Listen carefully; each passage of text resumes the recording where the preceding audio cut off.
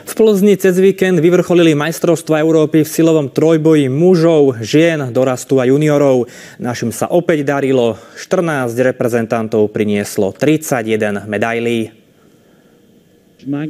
A ako žlabát v kategórii nad 120 kg získal zlato v drepe po výkone 402,5 kg a v mŕtvom ťahu, keď potiahol 310. Na lavičke nevytlačil 320 kg, čo znamenalo diskvalifikáciu v trojboji a prišiel tak o titul vicemajstra Európy v silovom trojboji. V kategórii do 120 kg skončil 5. Samuel Lederleitner. Jeho trojboj mal hodnotu 900 kg.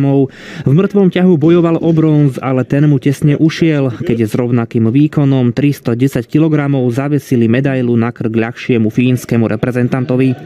Medzi ženami do 63 kg si Ľubica Polkorábová poradila so 115 kg a vybojovala zlatú medailu v tlaku na lavičke.